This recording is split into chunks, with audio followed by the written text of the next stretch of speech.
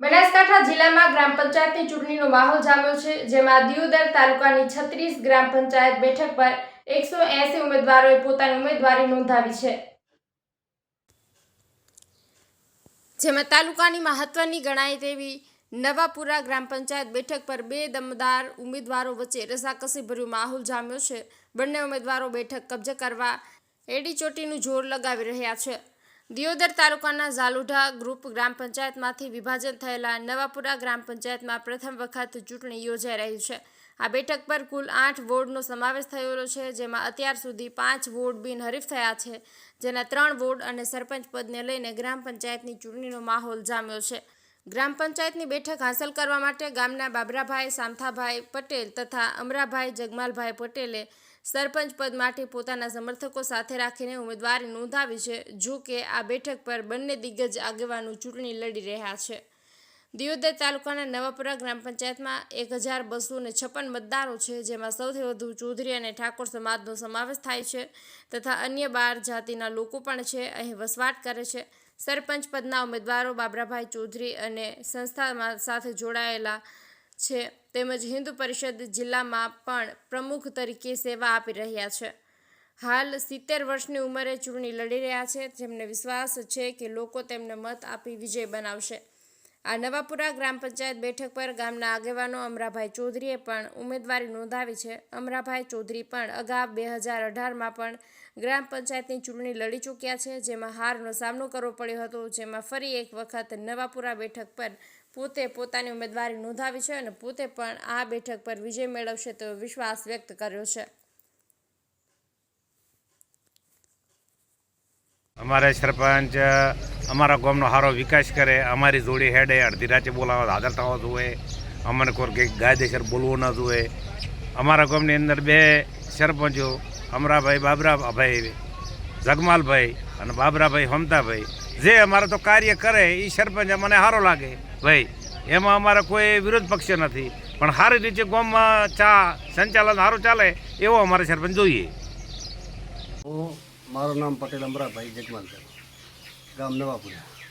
હું અગાઉ ગઈ ટ્રમમાં ઝાલોટા ગ્રામ પંચાયતમાં સરપંચ તરીકે ચૂંટણી લડેલો છું અને 80 વોટે હારી ગયેલો હતો। પછી અમે રજૂઆત કરી અને ગ્રામ પંચાયત અમે અમારે નવાપુરા અલંગ બનાવી અને અત્યારે હાલ અમારા ગામની અંદર પહેલો પ્રશ્ન પાણીનો છે। ખૂબ તકલીફ છે પાણીની, પાણી પીવા તો છે જ નહીં। કેટલા વોટ છે તમારા સમાજના? અમારા સમાજના 366 વોટ છે। લોકોની શું માગણી તમારી પાસે? લોકોની માગણી પાણીની ને પલોટની અને ગામની સફાઈ। શું કરે સરપંચ બન્યા પછી આપનો પહેલો એજન્ડા શું રહેશે? પેલો પાણીનો, બીજો એજન્ડા પલોટનો, ત્રીજો એજન્ડા ગામની સફાઈ, ગામમાં ઉગડા બીજાથી ગામની સફાઈ દરરોજ સ્વચ્છતા। પંચાયતને જુદું કનેક્શન મળ્યું એટલે અમારે સારો જે કામ વિકાસ લાવે એવો સરપંચ અમારે જોવો હોય।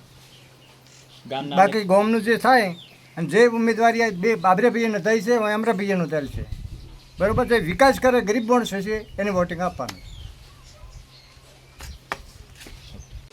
અમારે પહેલી ગ્રુપ પંચાયત હતી, ઝાલોડામાંથી જુદી પડી એટલે અમારે હવે 8 વોર્ડ છે, એમાં 5 વોર્ડ બિનહરીફ છે અને અમે 2 ઉમેદવાર ચૂંટણી સરપંચની લડી રહ્યા છીએ।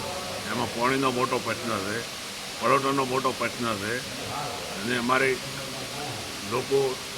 લોકચાહના છે અમારે જીતવાની, અને જીતશે તો અમારે આ પ્રશ્નને હેલ્પ દૂર કરવો છે।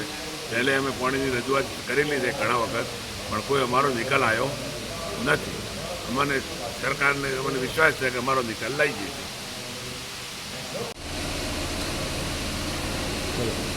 ગામ પંચાયત પહેલી વખતે અમારા ગામમાં આવી છે। અમારા ગામમાં 2 મુદ્દે છે, એક પાણીનો અને પલોટનો। 5 નંબર વોર્ડ નંબર છે। અમારા 2 મુદ્દા સેલ કરવાના છે। બાબરાભાઈ સામતાભાઈ ઉભા રહ્યા છે, અમરાભાઈ જગમાલભાઈ ઉભા રહ્યા છે, 2 પટેલો ઉમેદવાર ઉભા રહ્યા છે। તો ગામમાં અમારે હવે મને આ પલોટાનો ને પાણીની જરૂર છે હાલ। સરપંચ જોઈએ છે. અત્યારે 25 વર્ષથી અમારા ગામમાં બાબરાભાઈ અમરાભાઈ બેને ચૂંટણી લડી રહ્યા છે, બરાબર છે. અમારા ગામની અંદર હાલ પાણીની સમસ્યા બહુ છે અને અમને જે પણ સારો વિકાસ કરે એમને અમે વોટ આપીશું. કેવા સરપંચ કેવા જોઈએ ગામના અને સરપંચ આપણા ગામમાં વિકાસ કરે તેવા સરપંચ જોઈએ અમારે.